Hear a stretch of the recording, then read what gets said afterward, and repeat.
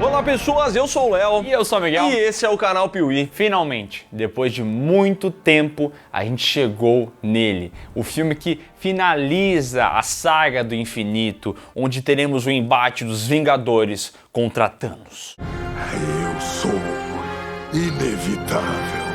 O filme que levou milhões e milhões de pessoas ao cinema, fez uma galera sair chorando, emocionada. O filme que para muitas pessoas é o grande longa-metragem das suas vidas, entendeu? É sobre ele que a gente fala hoje aqui no canal Piuí. Então apague as luzes do seu quarto, pegue um lencinho para você poder secar as lágrimas, porque tá começando a parte 12 da saga MCU aqui no canal Piuí. Hoje falando sobre Vingadores Ultimato. E se você não deixar o like nesse vídeo agora mesmo, eu te mato. Monetização limitada? Talvez, né?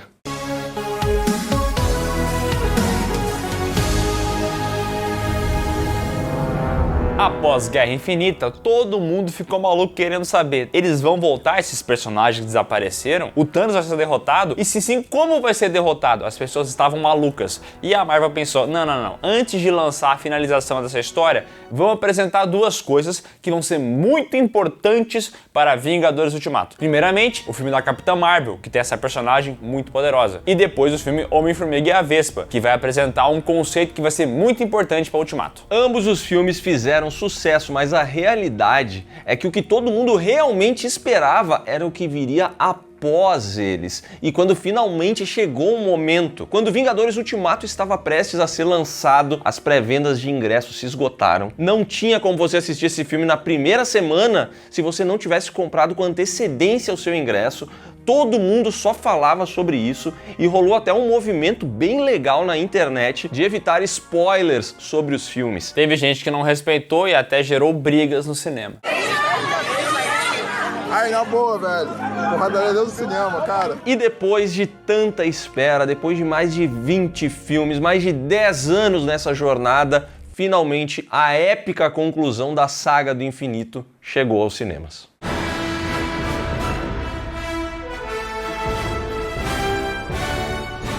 Lançado em 2019 com o roteiro de Christopher Marcus, Stephen McFeely, de Capitão América 2, Soldado Invernal e Capitão América Guerra Civil, e com direção dos irmãos Russo, ou para muitos, os irmãos anti-cinema. Isso mesmo, os caras que realmente fizeram carreira na Marvel, né? Estacionaram o carrinho deles ali e ficaram. Sem mim, vocês não são nada. Vingadores Ultimato começa com um flashback, nos mostrando ali o querido, o amado Gavião Arqueiro. Ele está ali com a sua família, ensinando a sua filhinha como atirar com arco e flecha, quando daqui a pouco, de repente, as pessoas da família dele desaparecem. Foi o estalo do Thanos fazendo efeito. Meninos! Laura! Sumiu! O filme então avança algum tempo e nos mostra que no presente Tony Stark e Nebula estão à deriva em uma nave após os acontecimentos lá em Titã. E o Tony Stark tá com o pé na cova, já tá faminto ali, não tá muito bem, ele decide inclusive gravar um vídeo de despedida para Pepper Potts. Mas é aí que surge ela, a Capitã Marvel, para resgatar esses dois e levar eles de volta para a Terra. –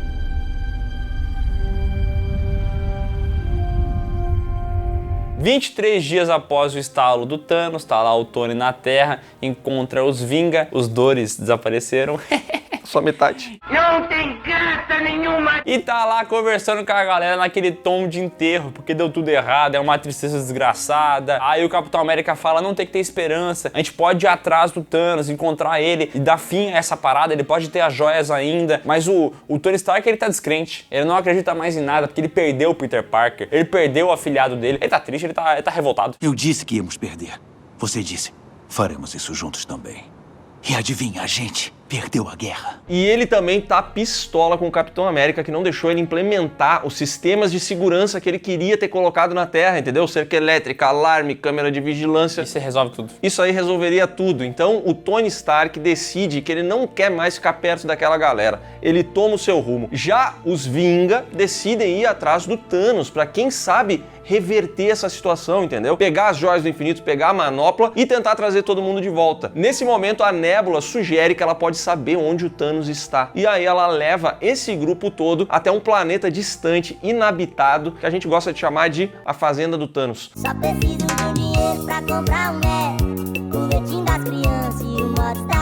E quando essa galera chega, lá está o Roxão numa boa e eles não perdoam, já chegam descendo a porrada nele, até porque agora eles estão com a Capitã Marvel, que é a heroína mais poderosa desse universo, e quando eles estão ali tirando satisfação, eles percebem que ele destruiu todas as joias do infinito. E então o plano de pegar a manopla e usar elas já não dava mais certo. E é ali que o Thanos fala mais uma vez que ele é inevitável.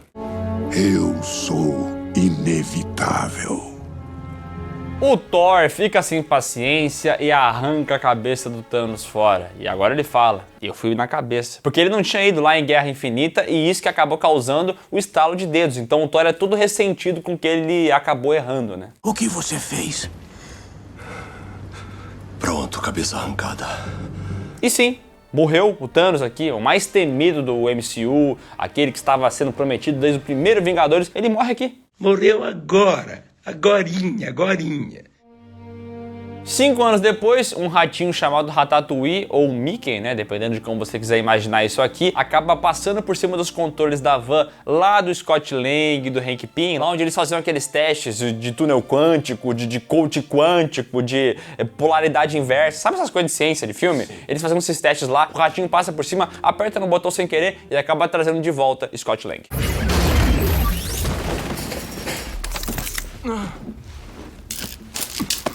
Ele que havia ficado preso no reino quântico no final de Homem-Formiga e a Vespa, justamente porque o Thanos deu o estalo e todo mundo que estava controlando a bagaça acabou sumindo. E aí, quando o Scott volta, ele fica completamente chocado, porque o mundo está devastado, as pessoas estão tristes, o cenário é pós-apocalíptico. O filme é todo cinza, tudo tá cinza, não tem cor em nada, porque é trevoso, porque é drama, não pode ter cor, sabe? As cores estão boas. Está uma porcaria. Isso porque a fotografia já não é a mesma de Guerra Infinita, agora a ideia é passar uma vibe realmente mais pesada, entendeu? Um cenário pós-apocalíptico. E o Scott Lang vê nesse mundo que não existe mais a Hope, que a filha dele já tá adolescente, que se passaram muitos anos, mas para ele passaram-se apenas algumas horas, porque o fluxo, a passagem de tempo no reino quântico é diferente. É tipo o planeta de Interestelar, né? É verdade.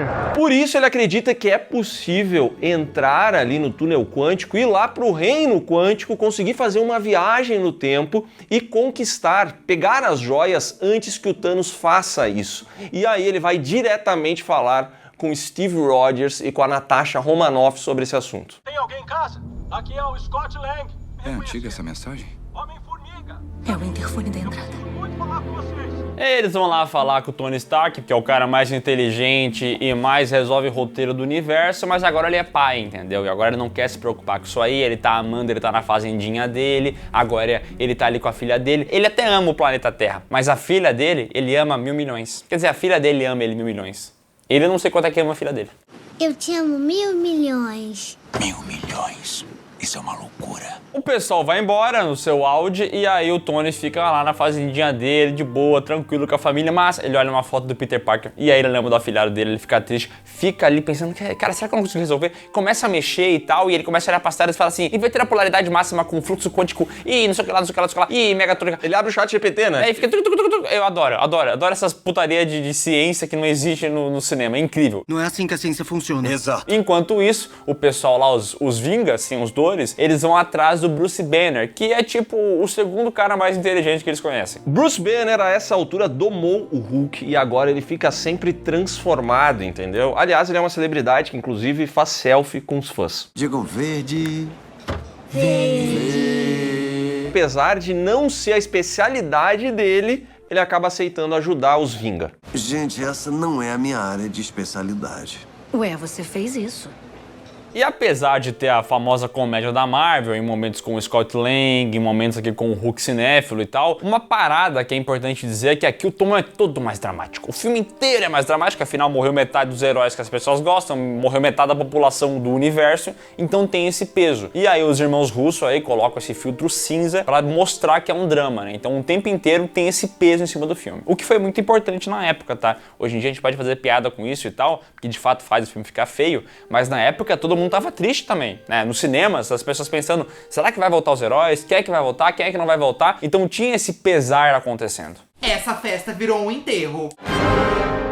E aqui começam então os testes para fazer essa viagem no tempo. O Bruce Banner decide que ele vai mexer ali no túnel do Scott, entendeu? E Uma voz do homem. E acaba enviando ali o Homem-Formiga de volta no tempo. Só que isso não dá muito certo, porque o Scott Lang, quando ele retorna em um determinado momento, ele volta idoso, depois ele volta bebê, depois ele volta criança. Então a parada está muito instável ainda. Ele não consegue mandar ele para a época certa e retornar. E é aí que surge ele, Tony Stark, com um GPS temporal. Em todo caso, eu consertei.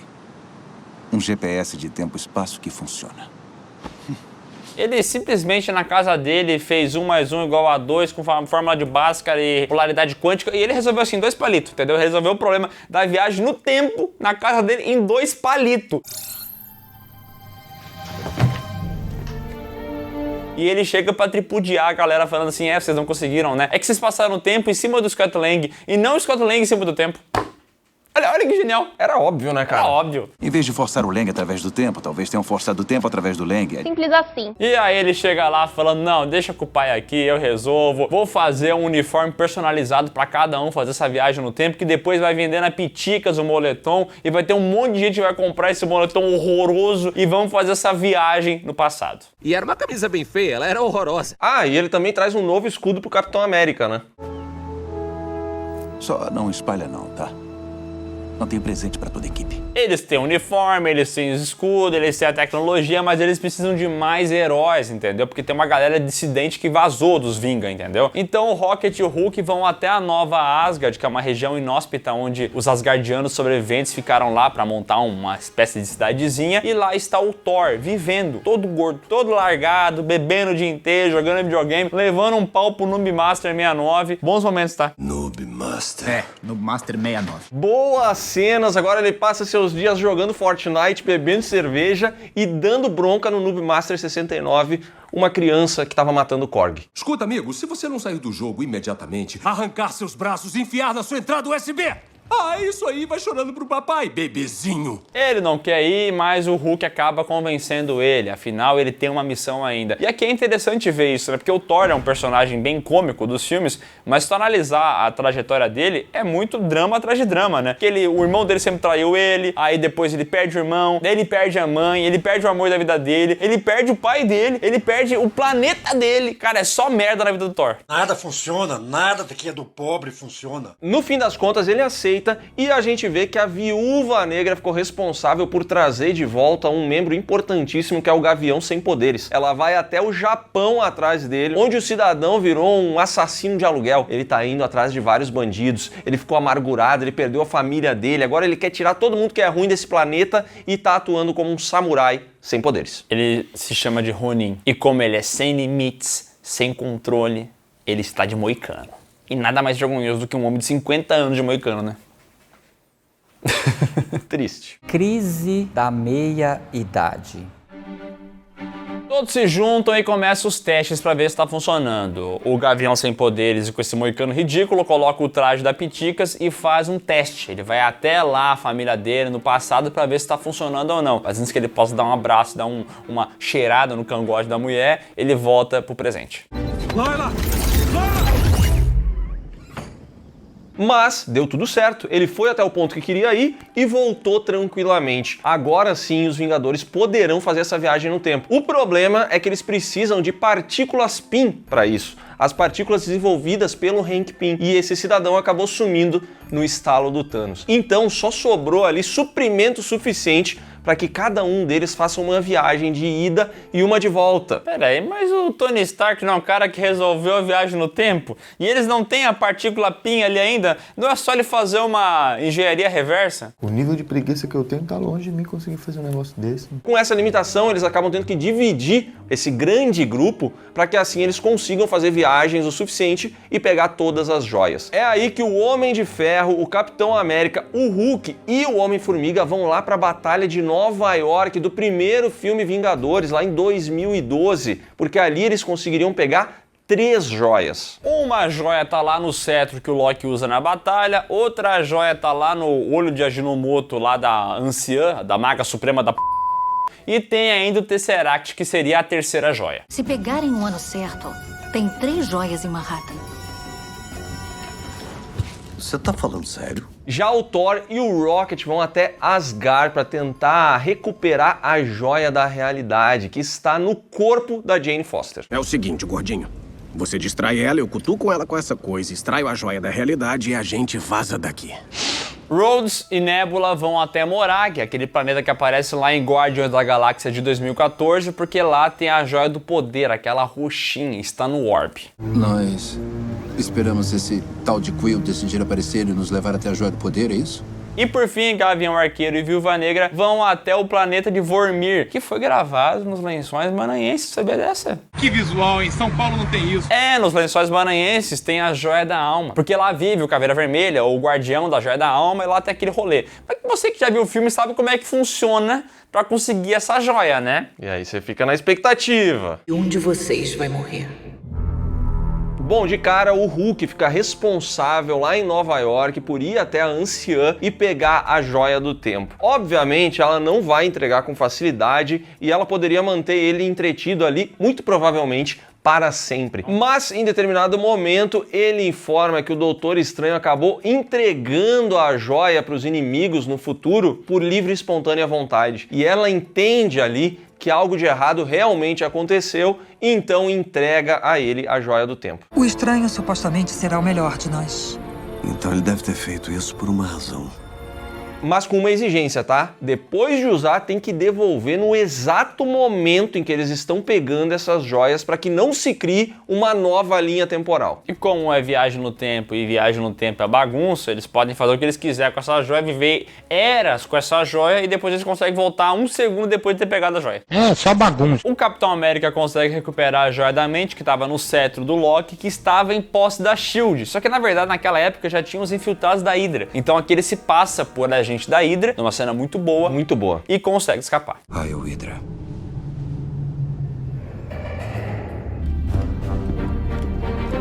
Ele resolve na inteligência, com um roteiro bom, porém tem que ter batalha, né? Em um certo momento aparece o Capitão América daquela época, achando que aquele lá é o Loki disfarçado, e eles começam uma batalha. E aqui tem direito a piadinha dele olhando pra própria bunda e falando, até que é bonitinha. É, até que é bonitinho, sim. Já o Tony Stark fica responsável por pegar a joia do espaço que está no Tesseract. Então ele vai atrás, consegue recuperar o objeto, mas no fim das contas acaba rolando ali uma confusão com o Hulk lá de 2012, que desceu pelas escadas. Esse Tesseract cai no chão, acaba caindo nas mãos do Loki, que pega o objeto e simplesmente some junto com ele. E agora ele vai poder ter uma série própria. Aí a nerdaiada ficou doida. Sem a joia do espaço, Tony Stark e Capitão América montam um plano B, que é utilizar ali as últimas partículas PIN que eles tinham para voltar ainda mais no passado e recuperar esse objeto antes mesmo de tudo aquilo acontecer. É aí que eles vão lá para os anos 70. Tony Stark acaba encontrando o pai dele, o Howard Stark. Eles têm ali uma breve conversa. Essa cena do Tony Stark com o pai dele é muito boa, que eles fazem um diálogo ali sobre ser pai e filho e tal. Obviamente o Howard Stark não sabe disso, então o Tony fica utilizando algumas coisas para disfarçar o que ele tá querendo dizer. Mas é um momento de conexão pai e filho muito legal. Nenhuma grana no mundo compra um segundo de tempo. Esperto ele. Ele dava o melhor. O Capitão América vai encontrar a Peggy Carter. Esse homem aí, eu vou dizer um negócio. Ele fica olhando ela de uma maneira muito perigosa. Ele parece um stalker maluco, fica lá observando ela. Não, essa mulher, o que mexeu na vida desse homem não tem cabimento, né? Porque passaram-se tantos anos e ele não consegue esquecer, não tem jeito. E é ali que eles conseguem recuperar diretamente dos laboratórios o Tesseract e de quebra o Capitão América ainda vai até o antigo laboratório do Hank Pym, que tá lá no auge da sua juventude, e pega mais algumas unidades de partículas PIN, para eles poderem viajar de volta, entendeu?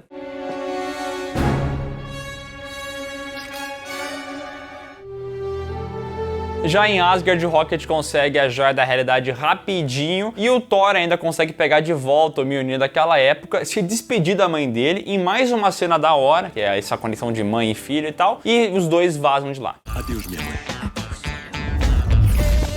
Rhodes e Nebula conseguem apagar ali o Peter Quill e pegar a Joia do Poder para vazar. Porém, aqui acontece uma coisa incrível, meu amigo. É a tal conexão neural robótica, que é o seguinte: a Nebula do passado estava junto com a Nebula do presente. E como as duas são máquinas, aqui o filme explica que rolou uma interferência de pensamentos e aí elas acabam entrelaçando as memórias. E aí a Nebula do passado, que era a malvadinha e tava do lado do Thanos, acaba projetando um holograma que fala que tá rolando merda ali. É como quando alguém liga uma caixinha JBL e o seu celular já identifica e quer se conectar com ela. Aqui a conexão rolou. Como é que é aquela vozinha? USB device is ready to pair. Tá ligado? Aquele sonzinho. The Bluetooth device is ready to pair. É esse som que dá, entendeu? E aí elas se conectam. É um negócio louco, velho. The Bluetooth device is ready to pair. E a Nebula do passado acaba mostrando para esse Thanos lá de trás tudo o que estava acontecendo. Ele descobre ali que o plano dele deu certo, mas que estão tentando reverter essa parada. O Rhodes pega a joia, vai-se embora, e quando a Nebula também vai fazer isso, ela acaba sendo capturada pelo Thanos. E aí os vilões começam a rodar um monte de scanner nela, começam a descobrir tudo que tá acontecendo. Inclusive, assistem a morte do Thanos lá no futuro. Eles veem que o Thanos morre, e aí o Thanos percebe, o Thanos do passado, olha, isso vai acontecer comigo e tal, vou ser traído pela Nebula, coisa e tal. Então eles já ficam ligados que eles vão ter que fazer uma viagem pro futuro para dar cabo desses heróis. Ele sabe. E para isso, a Nebula do passado vai ser a grande infiltrada. Ela usa ali a chapinha de metal que a Nebula do futuro tinha na cabeça e vai se disfarçar. Vai entrar ali no meio dos heróis para que o Thanos possa atacar eles quando eles estiverem desprevenidos. Como eu estou? Já em Vormir, chega lá a Viúva Negra, Gavião sem poderes com o Moicano ridículo, batendo aquele papo, lá em Budapeste, O que aconteceu em Budapeste, né? Porque só sabem falar dessa brincadeira, e deve ter sido um bacanal ferrado. Que safadeza é essa aí? Eles chegam lá e encontram Caveira Vermelha. E o Caveira Vermelha fala, olha, é o seguinte, tá? Uma alma por uma alma, entendeu? Vocês querem a joia da alma? Alguém tem que morrer. Aí os dois ficam se olhando pra ver quem é que vai morrer. O Gavião fala, olha, já vi bastante, eu tenho minha família que eu amo e tal, mas porra, lá em Budapeste eu gostei tanto de ti, eu não consigo te esquecer, minha amiguinha, deixa que eu me mato. Mas a Viúva Negra falou, não, tem família, deixa que eu vou. E fiquei nessa enrolação aí pra ver quem vai. Diz pra minha família que eu os amo. Por que não diz você? Os dois então partem em direção ao precipício e quando parece que o Gavião Arqueiro vai ser a vítima da vez, a Natasha dá um jeito de salvar ele e de se sacrificar pela joia.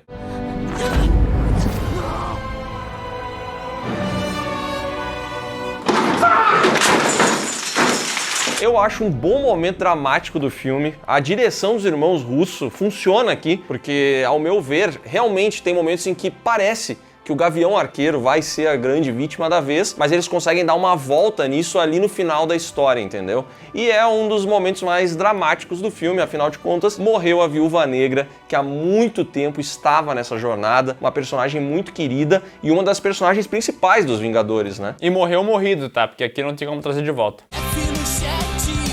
E como a gente pôde ver, diferente de Guerra Infinita, aqui em Ultimato as coisas acontecem de uma forma muito mais separada, né? Cada grupinho vai até um momento da história. É legal de ver eles revivendo essas situações, eles talvez curando algumas feridas ali com familiares, com pessoas que morreram e tudo mais. E é óbvio que ali nesse meio todo, alguns arcos são mais fortes e outros são mais fracos. Aqui é o momento do filme que é retrospectiva, tá ligado? Pra você que viu todos esses filmes, é legal revisitar Asgard do passado, ou Nova York de 2012, ou o planeta lá de Guardiões da Galáxia. É tipo aquele momento que você vai revisitar suas memórias, aquilo que foi legal e tal, com outro prisma. É da hora. Mas é bem episódico, né? Então não é que nem Guerra Infinita, que tudo comunica bonitinho. Mas ainda assim foi legal.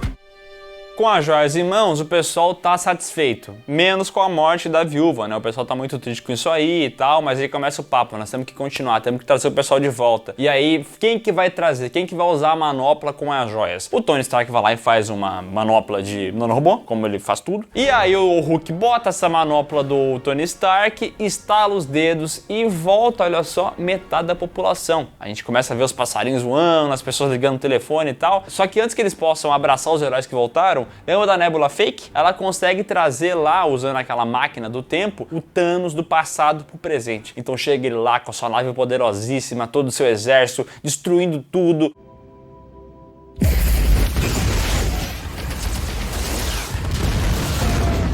Eles lançam um ataque surpresa contra os Vingadores ali na base que eles estão utilizando, destrói absolutamente tudo. É um ataque nuclear e, por incrível que pareça, todo mundo sobrevive, inclusive o Gavião Sem Poderes. Foi só um arranhão. O local vira um verdadeiro campo aberto para uma grande batalha. Tá lá o Thanos do passado com sua armadura, com sua espada de hélice de helicóptero e fala: deixa os caras virem que eles vão querer brigar comigo. E aí chega lá de fato Thor, Capitão América, Homem de Ferro, querendo parar o Thanos. E começa a batalha. Só que o Thanos, meu amigão, ele é muito brabo. O Thanos é roubado, tá?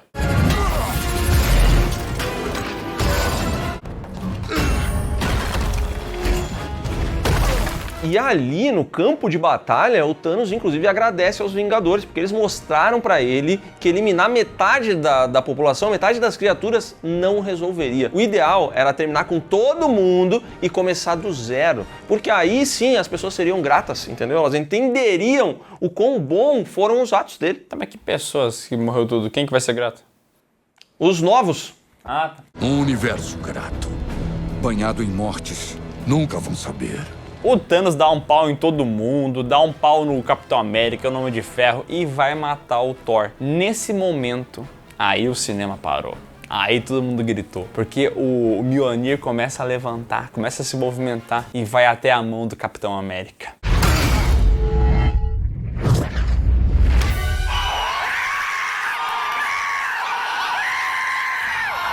Filma o Thor, ele fala que sabia que isso ia acontecer. Lembrando lá de Vingadores Era de Ultron, quando ele quase conseguiu tirar o Mjolnir. E aqui ele começa a batalhar com o Thanos com esse martelo. As pessoas gritam no cinema, a Nidaiada vai à loucura! Estádio de futebol.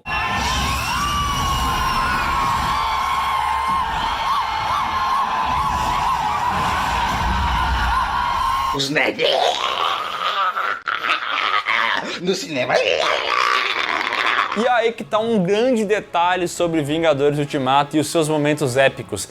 Você assistiu eles no cinema, e isso é um grande diferencial. Não é que o filme é ruim, ele tem vários momentos muito bons, e assistindo hoje em dia eles também são muito legais. Mas a vibe da época, né, com as pessoas no cinema, com o hype em volta desse filme, é um negócio que não tem como replicar, entendeu? Isso nunca vai acontecer de novo, certo? Certo, nunca. Impossível. A sensação que você teve quando você estava no cinema e ele pegou esse martelo na mão e todo mundo vibrou à sua volta, isso aqui não tem como repetir. A cena continua sendo muito boa hoje, mas saiba que se você não teve a possibilidade de assistir isso aqui no cinema, então você perdeu mais da metade da experiência. Hoje em dia, assistindo o filme essa batalha, uma coisa que me incomodou muito é como é cinza. Eu entendo que era cinza lá no início pelo lance do drama e coisa e tal, mas aqui na batalha, amigão, é cara com uniforme vermelho e dourado, é o outro com uniforme azul, é o outro roxo, entendeu? Cara, é muita cor e não tem cor nessa batalha, é tudo cinza, cinza, cinza, cinza, feio, cara, por que isso? Eu já choro só de pensar.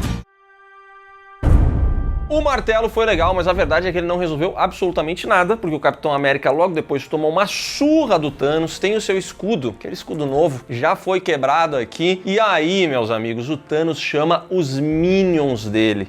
E não é pouca coisa não, tá? É uma galera, é muito boneco. É o falso do Ébano, essa galera aí. É, toda aquela galera lá que ensaiou, quer fazer alguma coisa, agora chegou a hora deles virem. O exército dos vilões então parte pra cima dos heróis e de repente a real é que tá todo mundo tomando uma surra e não existe mais esperança. Até que você escuta tum, tum, alguém tocando um tambor e o Capitão América escuta no ouvidinho dele falando à sua esquerda, à sua esquerda. E era quem falando isso aí? O Falcão, amigo dele, que voltou. Ele tinha desaparecido, mas ele está de volta. À esquerda. Mas não é só ele não, porque portais se abrem e todos os heróis que tinham desaparecido lá em Vingadores Guerra Infinita aparecem aqui. E se você tava no cinema nesse momento, então é uma gritaria do caramba, uma emoção generalizada, com todo mundo aparecendo, com o Pantera Negra gritando Mbappé, Mbappé, é uma loucura, velho. Só lembrando, né? Like forever, like forever.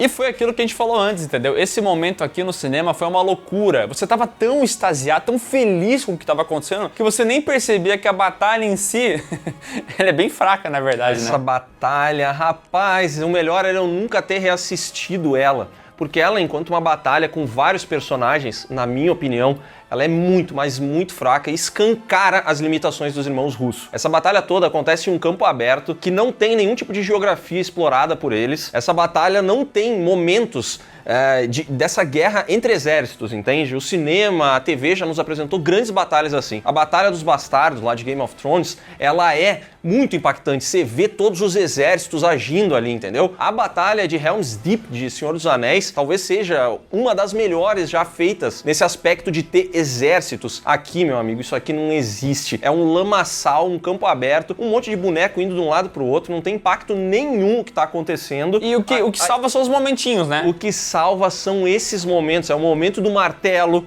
é o momento dos portais, é o seu envolvimento com esse universo, porque a batalha em si, ela é muito pobre, é impressionante como essa batalha é pobre. A direção dos irmãos russos é ruim aqui nesse momento. Você saltou horrível. E também tem o lance desse Thanos não ser exatamente o Thanos que eles enfrentaram lá em Guerra Infinita. Então ele nem reconhece esses personagens. Inclusive uma cena que eu acho boa pra falar sobre isso é quando aparece lá a Wanda falando: "Você tirou tudo de mim". Aí o Thanos olha pra ele e fala: "Eu nem sei quem você é". E é muito engraçado porque de fato ele não sabe quem que é essa mulher aí. E ele não sabe quem é ninguém ali, entendeu? É porque alguns momentos que poderiam ser muito potentes, tipo a Wanda reencontrando o Thanos, ou então o Peter Quill, depois de perder a Gamora, reencontrando o Thanos, isso não é possível de ser feito aqui, simplesmente porque esse não é aquele Thanos. Então, essa cena, ela também é pobre nesses momentos, sabe? De diálogo, de encontro. Pra mim é uma batalha mal gravada, e aqui também o roteiro acaba se salvando por 3 ou 4 momentos que, à época de lançamento do filme, foram muito empolgantes. Ainda assim, o fanservice tá lá, tá? Porque o Capitão América vai falar Avengers Assemble, a frase clássica dos quadrinhos, e todo mundo vai gritar de alegria. Muito legal. Vingadores! Avante! Vai ter um momento que o Peter Parker vai reencontrar o Homem de Ferro e vai ter essa emoção e tal. Vai ter os momentos onde o Thanos vai usar a Joia do Poder pra dar um soco na Capitã Marvel, que vai ser da hora. Então tem pequenos momentos muito legais dentro dessa grande batalha, desse lamaçal de batalha. Mas tem uns momentos também que dá vontade de dar risada, né? Tem um momento que o Peter Parker tá lá escapando com a manopla, cheio das joias, querendo estalar os dedos pra acabar com o Thanos. Só que aí, nesse momento, ele acaba tomando uma ruim. E aí aparece a Capitã Marvel pra salvar ele. E aí as mulheres todas da batalha se juntam pra proteger ele. E elas ficam perfiladas, assim, protegendo o Homem-Aranha. Aí eu fico me perguntando, como é que rolou isso? Uma batalha campal daquele tamanho, tá? Daquele tamanho, cheio de Minion, pra cima e pra baixo. No comunicador, as mulheres falaram assim: vamos, nós mulheres, se juntar nesse ponto específico. Que porra é essa? Sou fã, quero service. Fizeram service e eu fiquei feliz. Aliás, a Capitã Marvel aparece no início do filme e aqui no final. Isso porque ela não estava envolvida com o que estava rolando na Terra. Ela estava resolvendo coisas em outros pontos da galáxia. Isso porque a personagem é muito poderosa. Então, se ela estivesse aqui todo o tempo, talvez ela teria acabado com o Thanos. Eu não sei. Eu sei que ela aparece aqui do nada, destrói a nave dele e seria, então, um grande poder a mais para os heróis, né? Que se reflete em coisa nenhuma, porque ela vai participar dessa batalhazinha, vai ter ali uma troca de socos com o Thanos, mas isso não vai dar em nada. Toma! Diferente do que acontecia em Guerra Infinita, onde eu sentia que algo poderia dar errado pros heróis, essa batalha pra mim não passa isso em nenhum momento. Assim, não vai acontecer nada, entendeu? Sempre que surge algum tipo de ameaça, os heróis logo dão cabo dela. E é o tempo inteiro assim. O Thanos bate em alguém, pum, pegou o martelo, acabei com o Thanos. Ah, mas o Thanos continuou batendo em alguém, pum, surge a Capitã Marvel lá em cima e derruba uma nave e acaba com os exércitos dele. Ah, mas aí o Thanos... Pum, surge um monte de portal. Cara, o tempo inteiro, sabe? Parece que aquela sensação de imprevisibilidade que conseguiu se criar lá na Joia da Alma entre o Gavião Arqueiro e a Viúva Negra, ela nunca acontece aqui. Que tristeza. Bom, o pessoal tá louco pra levar as joias lá pra máquina do tempo, pra devolver pros lugares corretos, né? Só que daí, nesse momento, o Thanos aparece e destrói a vanzinha. E aí o pessoal não consegue fazer a viagem no tempo e está lá agora com a manopla. E o Thanos safado pega essa manopla e agora vai estalar os dedos pra matar todo mundo como ele prometeu. Só que nesse momento aparece alguém pra segurar ele, aí depois aparece o Homem de Ferro pra segurar ele. E aí o Thanos, obviamente muito forte, consegue se livrar do Homem de Ferro, que cai no chão. E ele vai estalar os dedos. Ele estala, mas nada acontece. Eu sou inevitável. Isso é porque nesse vem que me voe aí do Homem de Ferro, ele acaba usando a nanotecnologia para roubar as joias e aplicar na própria armadura. E agora ele fala que ele é o Homem de Ferro e ele que estala os dedos. E essa cena é muito boa, né? Porque o Thanos fala, eu sou inevitável, ele fala, eu sou o Homem de Ferro, conecta lá diretamente com o Homem de Ferro de 2008, o primeiro filme do MCU. É lindo, né? Esse momento é lindo. E eu sou o Homem de Ferro.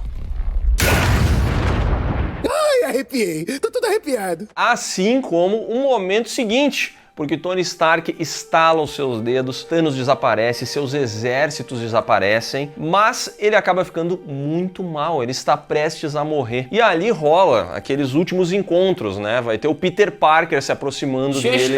E aí é um momento em que as pessoas se emocionaram bastante, porque os dois personagens tiveram uma relação que foi desenvolvida nesses filmes. Na sequência vem a Pepper Potts, que é menos emocionante, porque a personagem dela acabou sendo esquecida ao longo dos filmes. E porque ela vende velas com cheiro de vagina. No fim das contas, Tony Stark acaba morrendo ali e uma boa parte do MCU junto. E a morte, de fato, é muito impactante, já que o Homem de Ferro foi o grande personagem dessa franquia durante muitos anos, né? Por 10 anos, lá de 2008 até 2019, na verdade 11 anos, ele foi o grande carro-chefe da Marvel, ele que estava ali nas obras para impulsionar o sucesso e tudo mais, era o personagem mais querido pelas pessoas, com certeza, e aqui ele se sacrifica, né? É o momento da curva do personagem, ele era arrogante, ele era babaca, e aqui ele morre em prol de um bem maior. Ele foi um herói de verdade. Ele morre como um herói, e eu acho muito legal essa morte, porque a sensação que eu tenho é como se as pessoas estivessem se despedindo não de um personagem, mas quase de uma fase da vida delas, sabe? Porque ele foi o rosto do MCU, ele foi o grande motor de todo esse universo ali no meio, e quando ele morre aqui, realmente é um momento que fica a sensação, mais do que com a morte do Thanos, que de fato essa fase, essa era da saga do infinito, ela acabou.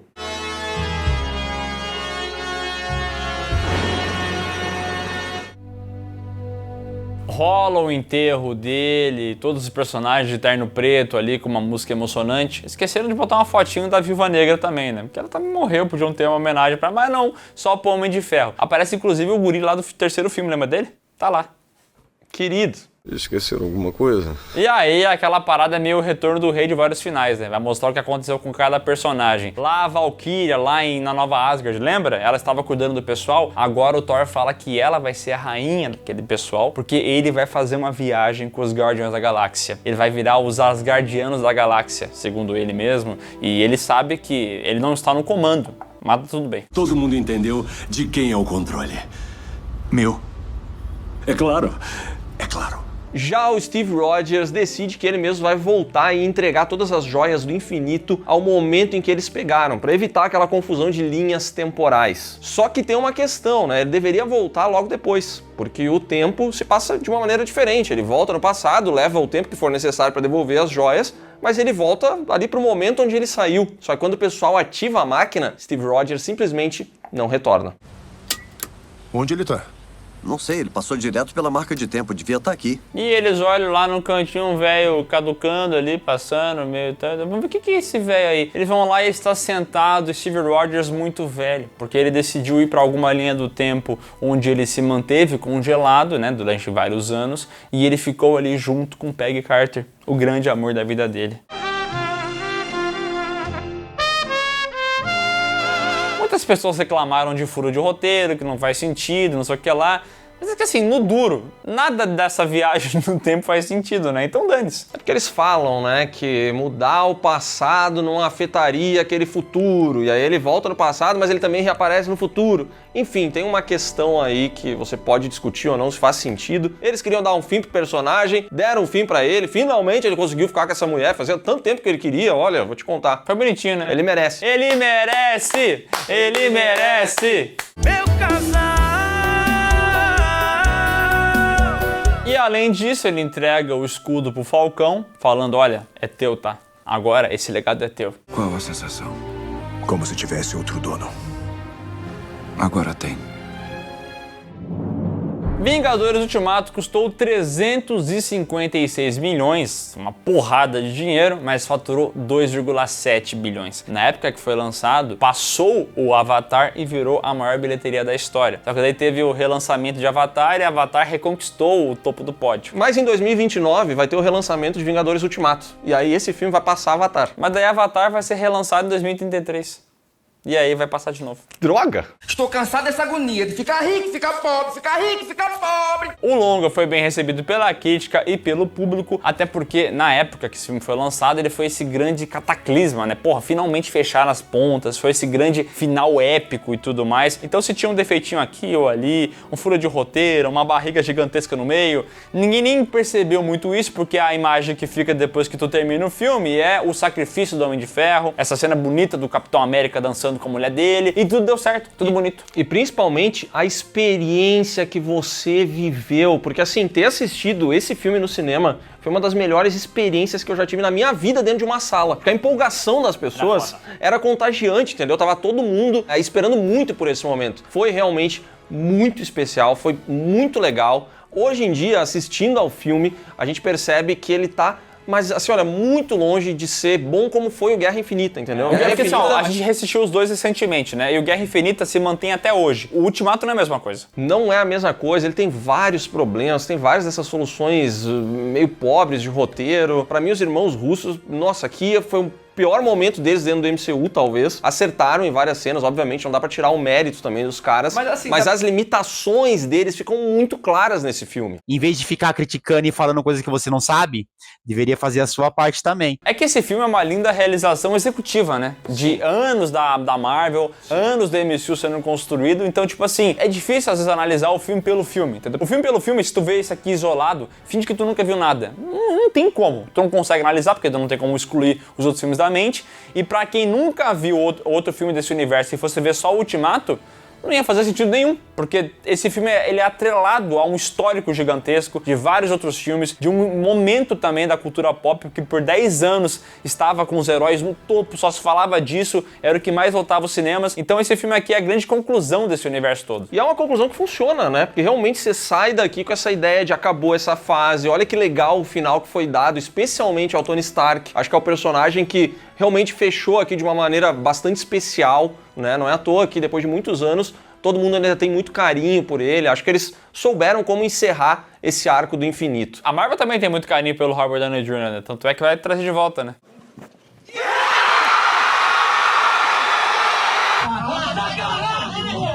Ele vai voltar. A parte boa disso tudo é que, como a gente falou, foi um fechamento bem bacana para essa saga. A parte ruim é que esse filme aqui marcou o fim da chamada Era de Ouro do MCU, que daqui pra frente a gente vai entrar em um carrossel de emoções, com vários filmes muito baixos e outros filmes que alcançaram alguns pontos altos e que são muito amados pelos fãs. Piuí, vai falar das séries? Não, a gente não vai falar das séries porque a gente entende que 99,9% do que tá nelas é totalmente desnecessário para esse universo como um todo e mais do que isso, de modo geral, as séries são ruins. E se tiver algo importante nas séries, a gente coloca no meio dos roteiros? Pode deixar que o que tem Loki vai aparecer nos roteiros. Não é bom o suficiente!